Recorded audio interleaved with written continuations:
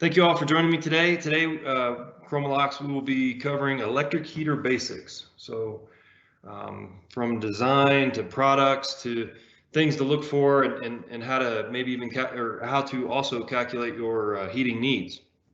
And you'll find that it's actually quite basic. It's all on the how you apply the heat, how the heat is transferred, and we'll walk through all those various parts of the process. Okay, I'm Derek DeBar with Chromalox, field sales training manager. So a lot of this material comes from a lot of my trainings along the way, and we will get started here.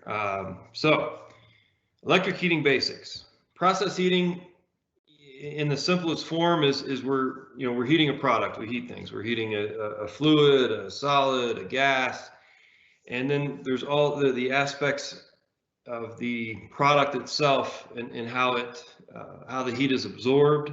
And you can do that by direct heat, by heat transfer systems, and we're talking products in tanks, ovens, and yes, by the picture, we have heated donuts, to comfort heating for individuals in personal spaces, to freeze protection and overcoming losses. Again, high level, but let's start digging down into the actual calculation. So how is heat transferred? Heat transfer is done either through conduction. So you think physical contact, in the case of this photo, a pad heater on a tank, you're heating the tank wall, that heat is transferred through the tank into the product in the tank. It is also transferred through convection, through free air, heat, transferring to air, transferring to the human, the facility, whatever it is you're heating, to radiation. Think of like the sun, right? Very basic, very simple. I get that. But what is behind all that? And here's where we're going to discuss a little bit of this and hopefully make it seem really simple, because it quite frankly is. We get to that. So let's think of the material properties. What are we heating? We're heating, solid, liquid, gases. That's matter, right? All of those things have specific heat, and that's essentially the capacity it takes, the thermal input, to heat that material. Now, in heating that material, it can go through phase change, and that's your heat of fusion, your heat of vaporization. And then there's the amount you're heating, the density, the amount of molecules that are there, and that's all part of process heating. You've got a starting temperature and an ending temperature, what you're trying to heat to.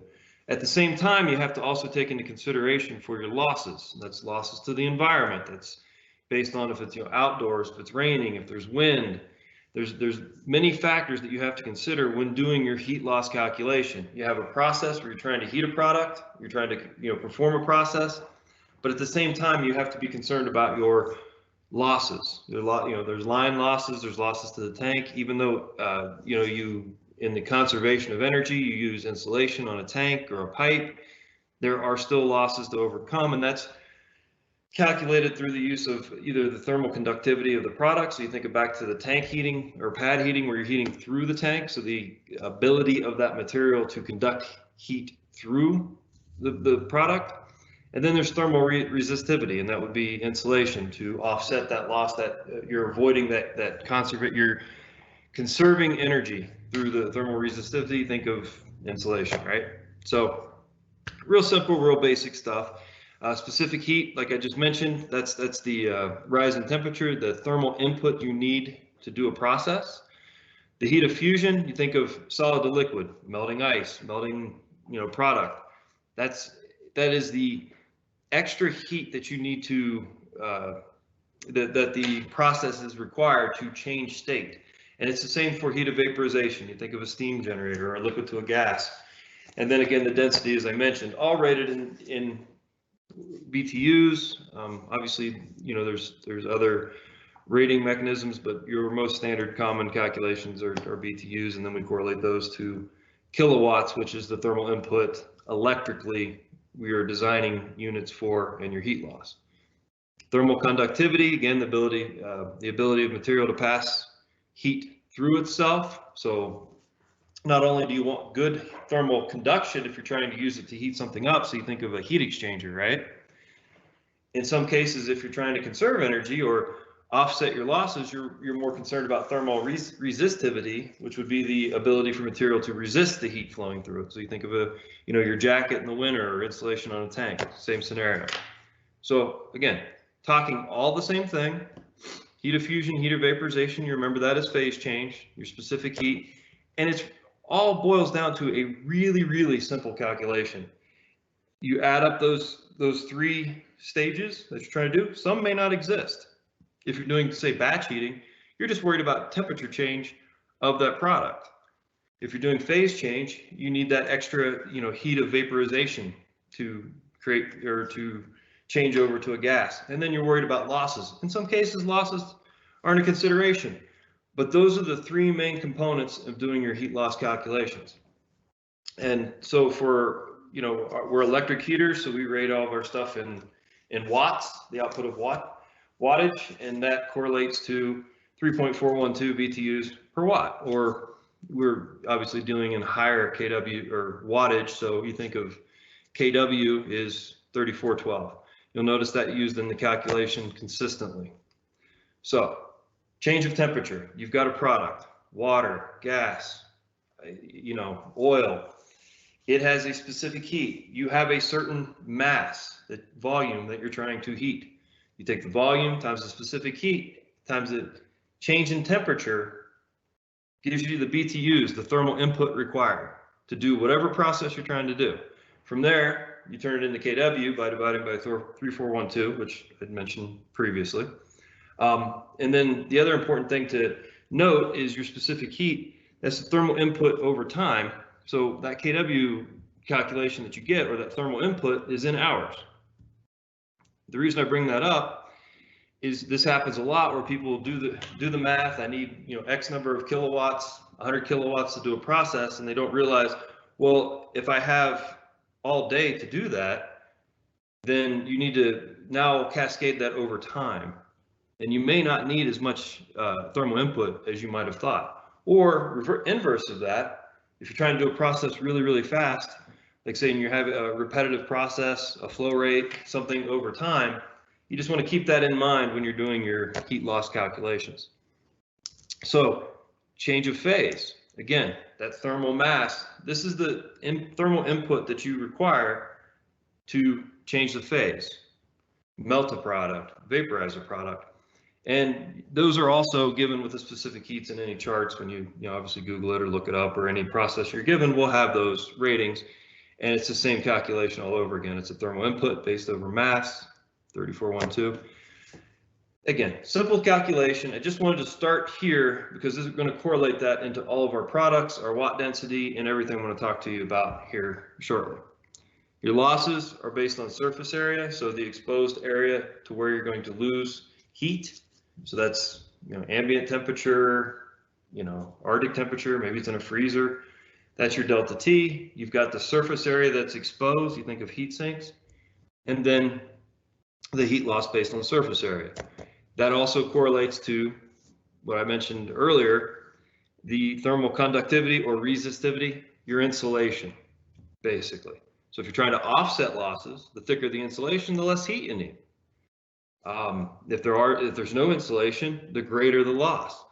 And there's an easy calculation to do it based on square footage. It's even in the back of our catalog as I illustrate there, but it is a real simple calculation. And here's where we apply the laws of conservation of energy. You're heating a product for a certain reason. Let's conserve the energy with insulation. We can apply heat trace in this case, to offset the losses. But that's the basic iteration of good heating design, thermal loop. So I covered that really, really quick because that was a little bit of the basis of everything I'm going to cover going forward. So you're dealing with electric heaters. It's Chromalox. What can I say? We talk about watt density. Now, if you're in my previous presentation, I talked about how our electric heaters are put together, and basically they're industrial resistors. You apply a voltage to a certain resistance, you get a certain thermal output, heat. Now, the reason I mention it that way is you may notice in the picture down below, it looks a lot like an exchanger or a shell and tube exchanger, if there's some mechanicals listening to this. And it is, it really is. Only instead of having a heat transfer fluid on the tube sheet, we obviously are creating heat internally from the electric. And as that's done, you've got an output. An output's based on the resistance. You think Ohm's law. I'll talk about that in a minute. But you got a certain voltage applied to a certain resistance gives a certain wattage, a certain heat output. Well, you take that heat output, and that's your heat flux for mechanicals listening. So your heat flux on a shell and tube exchanger in the electrical world, that is our watt density. And our watt density is as simple as that. It's the output of your heater based on the surface area it's applied. So we can make, I always tell everyone we can make a 5 kW heater the size of your pen. We can make one the size of your car. Which one's running cooler? Which one's running more intense? And hence, that's where we get our watt density and the watt density calculation. Now, from there, to apply it, you have to be a little bit more careful. We got a lot of charts and graphs and things that give you recommendations, but quite frankly, you have to step back and think of two things. One, what are you trying to heat? So your product, let's say it's an oil or some kind of chemical that has a critical temperature where you want to stay below that. And then you have to think of what material you're using. And the limits to the materials have nothing to do with Chromalox. They're just materials in general, and I kind of illustrate that there. But you'll find the charts. They'll say a general rule of thumb is 45 watts for water. But in reality, we do designs up to 100 watts per square inch. It all depends on what you're doing with the water. Are you vaporizing water? Are you, is there a huge volume of water and there's so much thermal mass that it doesn't take the heat away? So it's not a hard and fast number. It's just a good rule of thumb to start.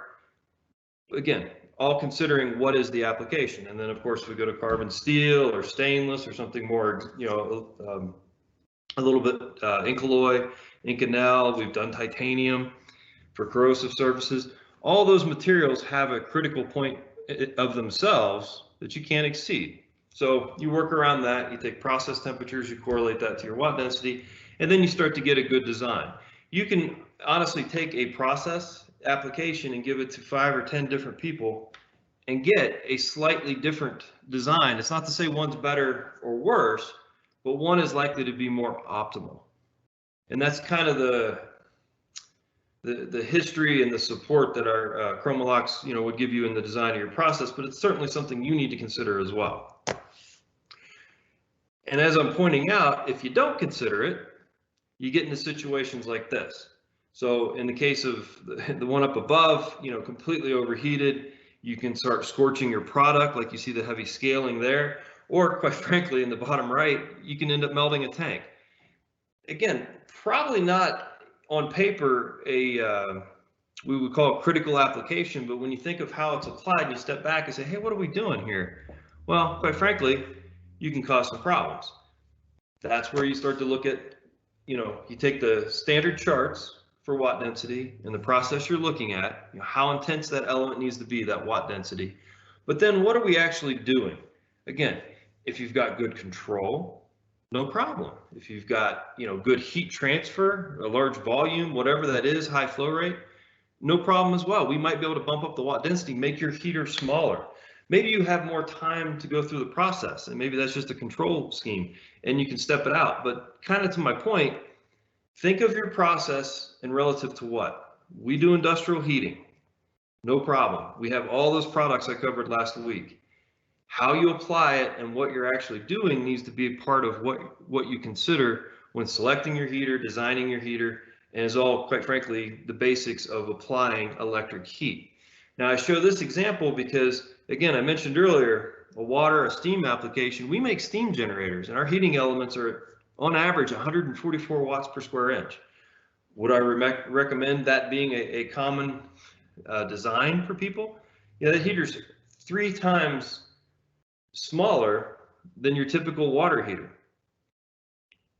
So there's cost impacts, there's all kinds of other things that affect that. But if it's designed properly and you apply the right, just basic principles of heat transfer, you can get away with that. And I kind of illustrate some of the flow models on the right because we can do things with baffling. We can do distributed watt density throughout our elements to actually change the heat profile of how the product is, is consuming the thermal input, and optimize your design. So lots of things to consider when you're doing that. So then you get to your heater selection. What am I trying to do? What's best for what I'm trying to do? And this opens up a whole wide variety of options. And quite frankly, that's why you should investigate all your options when you're talking about thermal heating, specifically electric heat. If you know you're going to go electrical, we've got all options available to you. In the case of this, this is, they're steaming the drum, or quite frankly, on the right, it was quick and easy. They put strip heaters on the bottom through conduction through the tank. They're heating the fluid. It's basically a dip tank. Very common application. And my point to bringing that up is now we know a little bit about thermal input, what we need to, how to calculate what we need to do a process. But now we got to think about how we apply it. So back to those electric heating products, and I won't spend a lot of time on this, but we've got from the tubular elements to the strip heaters to the over the side heaters to bolt-on flanged heaters, process air heaters, all of these options available to transfer heat. It's what's most optimal for your process to avoid, first of all, an upset condition where you're burning or scorching your product, to what is optimal heat transfer so the thermal energy goes into what you're trying to do and it's not just lost. So there's all those things to consider. Heat trace, of course. Keep things flowing, but also if there's heat involved and you're taking a product from position A to position B, there's going to be losses. You may want to consider that. Now, there are some cases where you may not need heat if you have enough insulation, but don't kid yourself, there are still losses. So, certainly something to consider. And then kind of to the point of what technology you select, there's, a dozen different ways to heat a tank, electrically or other, and we're happy to walk through those and show those to you. So now, you may have a typical or a specific product, or you've selected one or two technologies you want to work with. Now you got to think of your application and how that applies and what is the situation. So in the case of third party, what is the third party requirements of your site, your facility, your end customer? Okay, well, we obviously have global certifications on that, but what does that really mean? Well, we're not driving those certifications, we're just meeting those certifications. And whether it's NEMA 1 for these are electrical heating elements, even though the fit form is generally mechanical. They're bolting on with a flange, a screw plug. A lot of times they do get put into the mechanical scope of things. They're run electrically, so you got to consider, what's my area classification? What are the type of enclosures where the electrical connections are made, where the controllers are? And that's where you get into your NEMA 1, NEMA 4, 4X, NEMA 9. We have certifications for all those, and quite frankly, we have some unique in-house designs to match up to that. Special terminal housings that go on our electric heaters. We're not talking the heating portion of it that's in the process. We're talking the electrical connection for the wires. And so then you have to consider, one, what temperature are we running at, and what's the area classification? And from there, we select the right terminal housing, and it's pretty straightforward from there. We do have some unique designs that are even field repositioned. You can actually take them off the flange and turn them around if your conduit openings go in the wrong place. So a lot of different things to consider there. Hazardous areas I mentioned before. And then you got to worry about your material selection for your process. You might select a product, maybe it's an immersion heater or a blower heater. Actually, blower heaters are a good example because, quite frankly, we have hazardous rated ones for your hazardous area, but they may not consider corrosives in the air, or it's some certain types of mines have certain processes going on that can be damaging to a carbon steel design, a painted steel design. Maybe you need aluminum fins on the fan. Sometimes you need stainless steel fan, all relative to what it is you're doing. So then you have to select the right material. So that was a kind of a comfort heater example, but if you're doing immersion heating, inline heating, higher temperature process heating, again, there's two things to consider. You got to worry about the material you're using. You can't exceed the limits of the material you're using. So then we can select some, some more robust materials, stainless, again, Incoloy, that type of thing. But then you have to consider the corrosion factor. So, the material, the compatibility has to be correct. And we got some charts and things, and actually this is a very basic chart in our catalog that, of course, anyone's welcome to. But we also have, chemical charts that we can go through and decipher what is the ingress or the corrosion over time based on not only the material selection, but now there's something that everyone forgets. What is heat? Heat can be a catalyst to corrosion. So now you got to consider that watt density. What's a good watt density here? Not to, create further corrosion, or you might be maxing out at a limit of a material that's not just the standard for the material, and certainly all things to consider.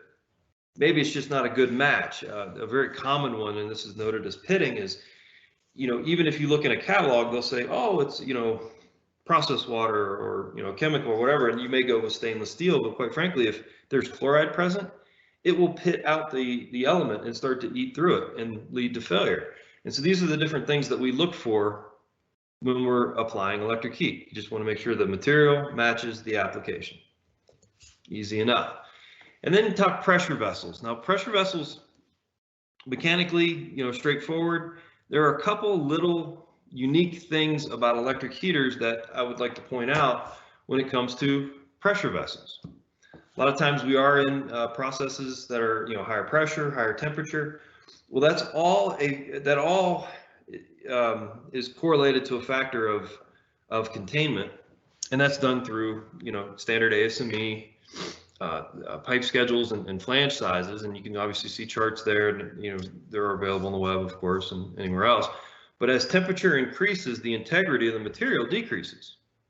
So that's one thing to consider. Now, we're a full ASME shop. We can do the calculations for you. Sometimes you need thicker materials. Maybe you need a different type of material. And that's all fine and good and pretty straightforward if you're familiar with industrial industry and how this goes together. So you've got, as that temperature goes up, there are limitations to the amount of pressure you can contain based on, again, the material, the design, the diameter, all that stuff. And that's all fine and straightforward, and we understand that. There's also an interesting thing when it goes to electric heaters, because now we're taking those standard ANSI flanges and now we're drilling holes in them. We can, you can kind of see the web there on the bottom left. So we are installing our electric heaters, just those, tubular heaters from before, into a bundle. Now, when we go to do that, we're actually removing material from a standard rated flange. So you not only think of temperature as a factor, so a 300-pound flange may not contain 300 PSI because we're at some higher temperature, or the material might not be right. So those are the things you have to consider when you're putting things together. Now, here's the big one that commonly gets misunderstood between, we'll say, drawing board and product. After we go through and do the calculations, we might, in a chart, in a standard ASME chart, our flange may meet, you may have inlet outlet flanges that 300-pound stainless steel is fine. That's all fine and good, but now back to heat being a catalyst for corrosion, we're also taking material away. Our elements are running hotter because we're heating a process we're transferring heat. So now temperature and less material in the flange have to be considered, and we do the calculations. And you may need a more robust flange heater than you thought, and it gets misunderstood. They're like, well, what if my whole process is 300-pound flanges? Why do I need a 600-pound flanged heater? Well, quite frankly, because we've taken a lot of material away, and temperature is a factor. So, that's one that's misunderstood a lot in material selection and type of flanged heater. So, enough about those specifics. Talking about selection and how these kind of go into the real world. You think of a combined cycle a plant, or even pollution control at a facility. Well, here's where the right selection, the right product comes into play. Multiple designs can work, but we want to optimize it. We want to optimize it not only for space, but we want to optimize it for heat transfer. So whatever the process is, there's a temperature, there's a desired outlet temperature, there's a flow rate. So you take that mass, the density, whatever the process is, and you're going to apply the heat, but how we apply the heat can vary in many ways. And so basically that's where the whole design of, do we do it vertically, do we do it horizontally, do it short, tall, vessel size, all of that comes into the design. And these are what they look like in real life. We've got a lot of process flow diagrams that you'll see. But you cut them out, we're a little bit of process, little piece of the process in a lot of these things, but we're where the heat gets transferred. Now you may notice in a lot of these pictures, and that's why I kind of wanted to illustrate this to everyone. In electric heat, if you're traditionally used to using gas-fired systems or other alternative, indirect heating systems, there's a lot of thermal loss, either by the burner or by heat transfer, getting the heat over to the process. If you're heating it direct and you're doing it with electric heat, it can be done. That's where the watt density becomes very important, and there's those design considerations. And then we can, quite frankly, put things in line to conserve energy. The unit becomes a lot smaller and compact as opposed to traditional design. So it's definitely something I want you to take away and consider when doing electric heating.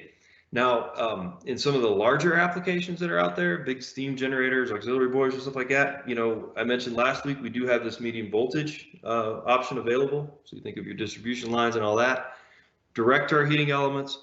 Again, as long as we're designing for the flow rate, the flow dynamics, and the heat transfer, this is a great option that's out there and quite frankly underutilized. Air heating, duct heating. I mean, that's where the unit goes on the side. You can see how that goes together. And then tank heating, which is, basically our bread and butter of electric heating. So many different options as I went through last week of how to heat it. Maybe it's surface area, maybe there's a lot of particulates in the tank, maybe there's agitation, and all these things get considered when you're selecting your heating element. So, then you got your heat loss. So again, all products of selecting the right technology to meet your application. I did that just to kind of break things up a little bit. Again, lots of options of heating. There was, like your panel heating. There's several different ways to do that. So now you've got your thermal input you need. How much heat you need to apply over time. Now you've selected your technology. I want to do pad heating, tank heating, input heating, inline heating. However you want to apply the heat, that is fine.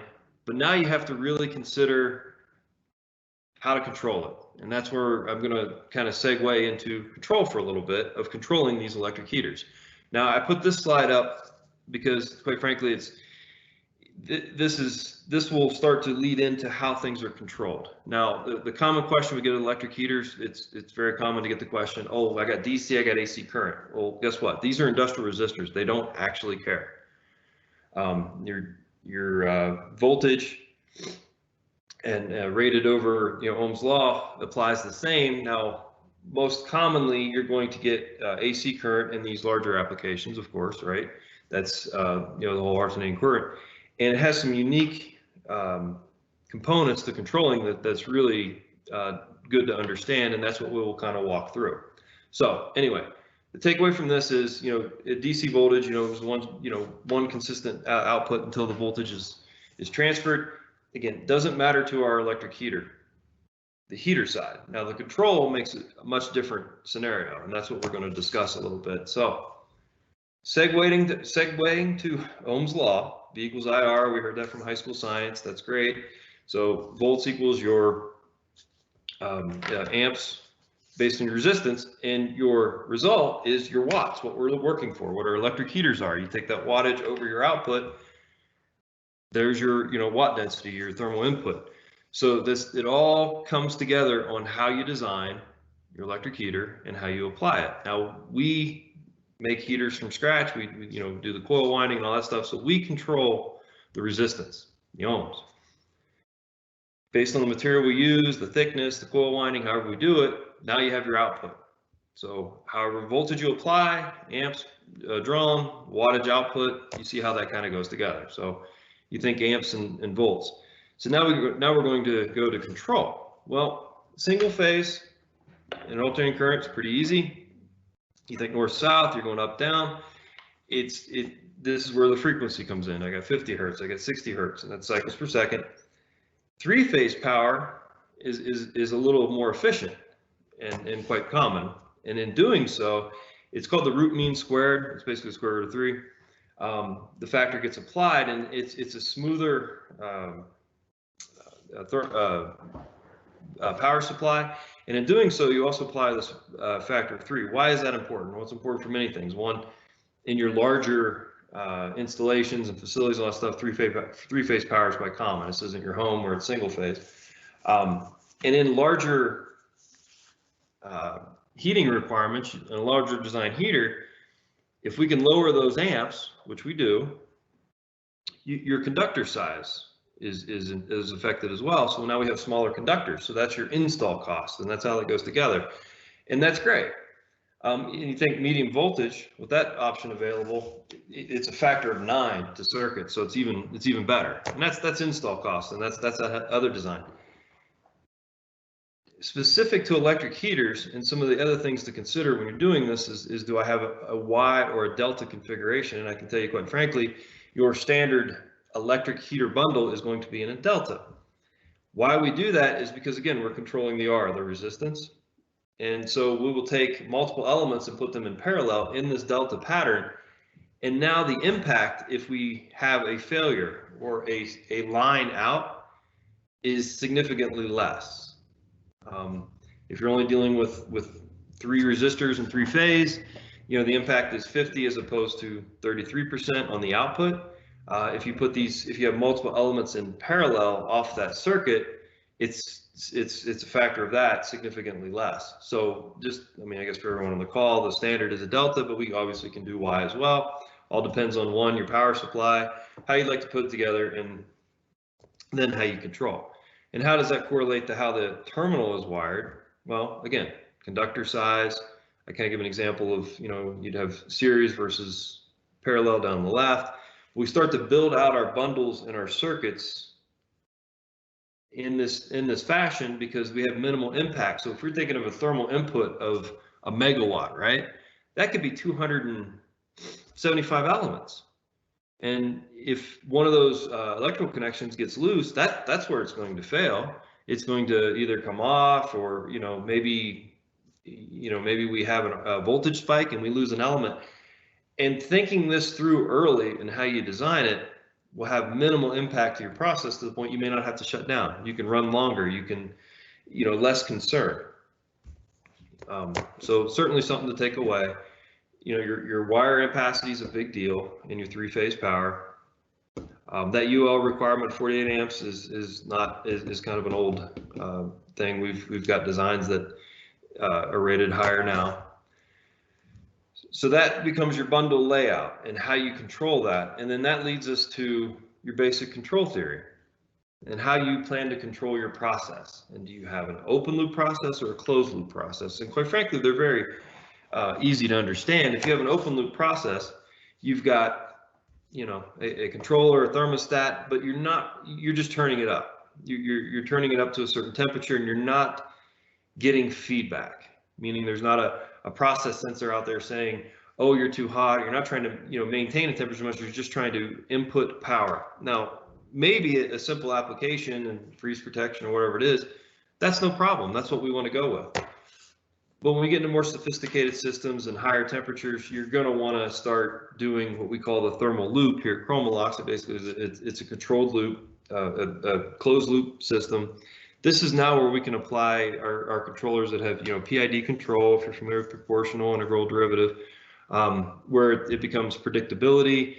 It lessens your overshoot and your temperatures, and this very important for critical applications. You have surface temperatures to maintain, you have an output, and quite frankly, to help you keep up and running. And to break that down a little bit more, again, this is basic, right? Okay, let's start with on-off control.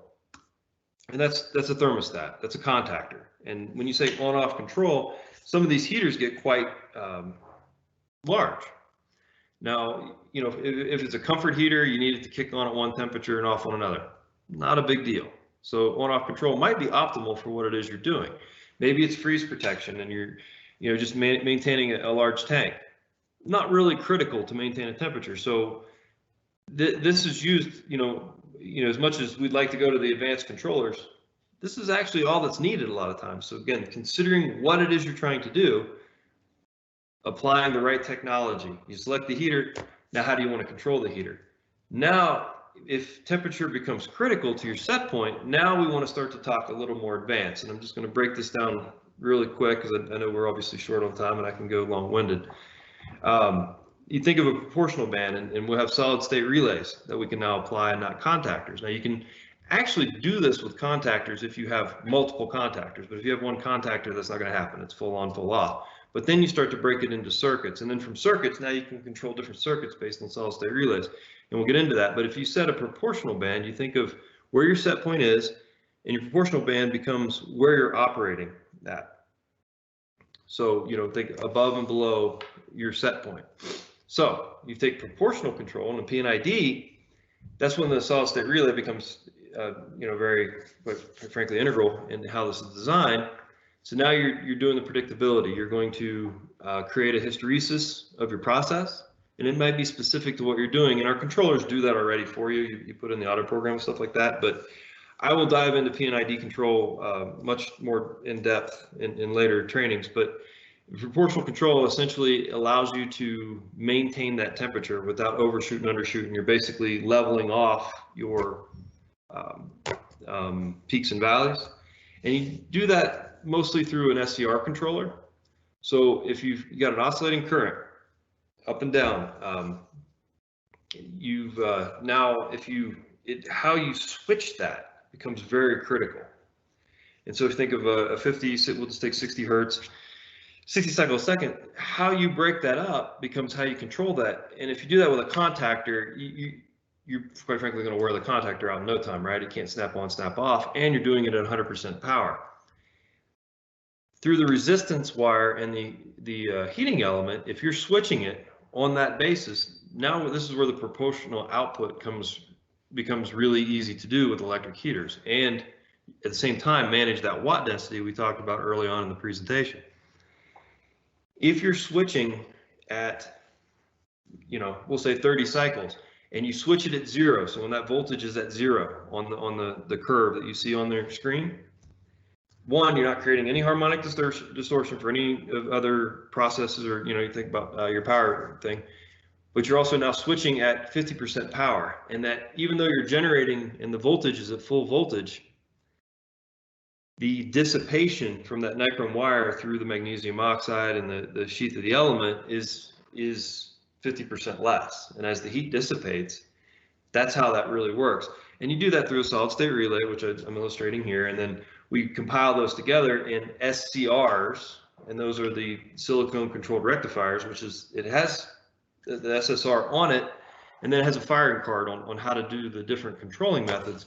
And just, again, this is a high level overview. There's a couple different ways to do that, and that's something to consider when doing an SSR.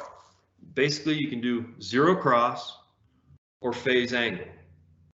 And what the real key to the difference of that is, if you're doing zero cross and you're breaking those sine wave curves at 0, so that's at 0 voltage, you're not creating any line noise, but you're also still firing at full voltage. So that is something to remember.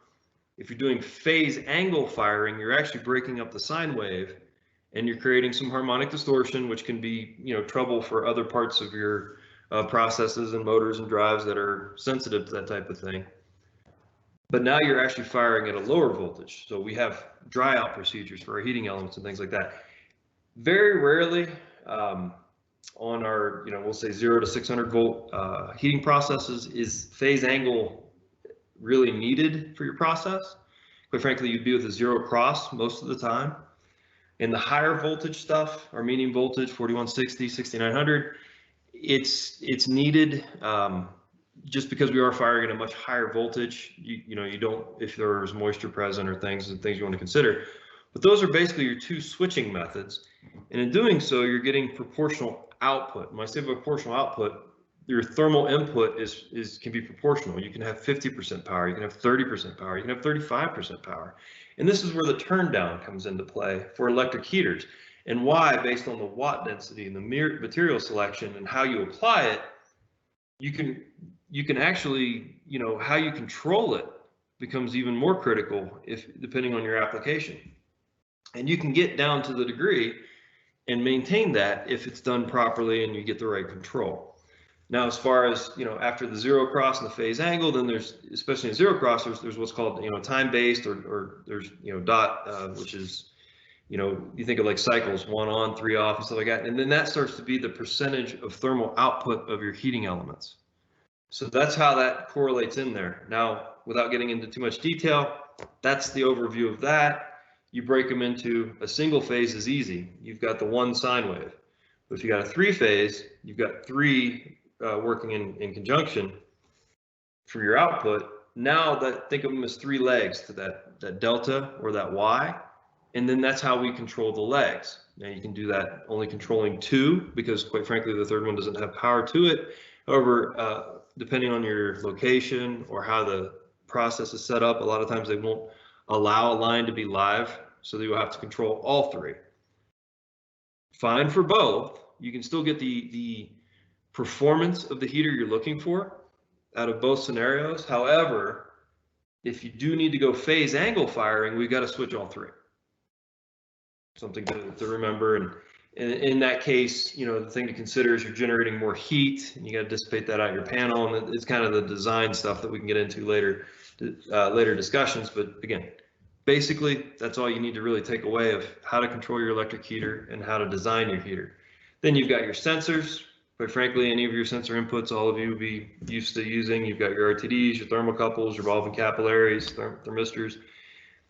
No other magic to that. Is that we're standard sensors.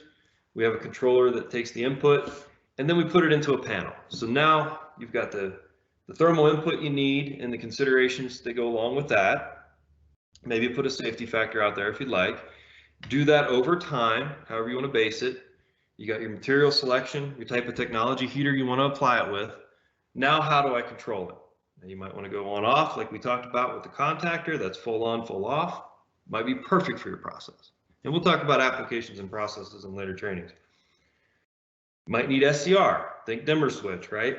You're lessening the impact of that heater. You're quite frankly changing the watt density too, how you switch it.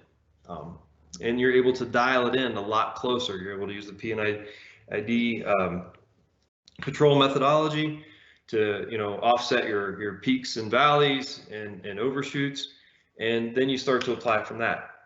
It gets pretty simple from there. I mean, this is the control panel. Seems like a lot of electronics and a lot of inputs, outputs, and how it's go together, but it's actually really quite basic when you just look at the line diagram based on the actual products involved. And this is a typical heating wiring diagram. On the right would be the heaters, and you see them noted there, delta. And below, past the transformer, is basically your control circuit.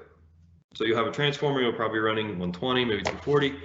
And honestly, it goes from there. There's a disconnect switch or a breaker to the panel. There's the transformer for the control circuit. Pretty straightforward. You'll have line fuses to your power because you want to protect your equipment. You'll have the over temperature controller, which is your fail-safe. You'll have your temperature controller, which is the indication on the front where you set how you want the unit to control. Maybe you want a remote shutdown. Maybe you want a remote set point. That can be inputs into our controllers. Straightforward, very simple. Maybe some indication lights on the panel so you know it's heating, and then it's either heat dissipation or panel heating, depending on the area classification and where it's positioned. Maybe it's in the Arctic and you got to keep heat in there to drive moisture out, all kinds of various things. But really, that is, quite frankly, it with a control panel. Now we can do starters and control other stuff, sure, little add-ons, but it's really that simple. Standard products, industry, how you do it, switch it, and then you're controlling your electric heater and applying it to your process. Probably, maybe it's again, this is an overview presentation of what is there and what things to consider when you put it through. We've got engineering data sheets. If your process has a data sheet already, you're using a TEMA sheet, whatever you're using, we have our own for the processes. The back of the catalog, even though it's old, all of these concepts and ideas are not new. You know, you think Ohm's law, material compatibility, they're all fundamentals. They're all in the back. They're available to you. You can go to our website. We have calculators on our website as well. You think, you know, you Google, well, how do I do that? They're all right there, easy to use. We've got heat loss calculators that apply literally that same formula in all these different ways for, you know, comfort heating and you know, batch heating and circulation, all available to you that make up what essentially is a heating system. Now, I would pitch to everyone that it is an advantage a lot of times for us to provide both the heater and the panel and all the interconnecting wiring and piping, which I'm showing you here on the screen, because quite frankly, it becomes modular. You take it out to site, you pipe it in, you pipe it out, you bring your power supply, you're done. Do some programming and that's great. Or you can do it on site where you sell, you know, the panel separately and stuff, and that's kind of the magic of having all in one shop with Chromalox. Just real quick, the top left is a steam superheater. Bottom one's a steam superheater. There's a steam generator, designed actually portable. And the bottom right's one of our new direct connect technologies, which that's 2.5 megawatts in that small little package and control right there at your fingertips. So that was a lot. Hope you all stayed awake for all of it and you got something out of it. Next week, we're going to talk a little bit about heat trace, or I'm sorry, 2 weeks from now, we're going to start into several presentations in heat trace and our upcoming factory trained installation. What's a good installation, the tools to do it, how to, you know, walk your installation and check the cable and you know, how to, you know, get proper control and optimizing your design. So that will be things to come. And with that, I will finish up with electric heating basics and open it up for any questions. I guess, Marissa, you still out there? Yeah, I'm here. It doesn't look like we have any questions that have come in yet. That's fine, and there may not be any. But kind of a constructive, you know, start to finish of electric heat, basically.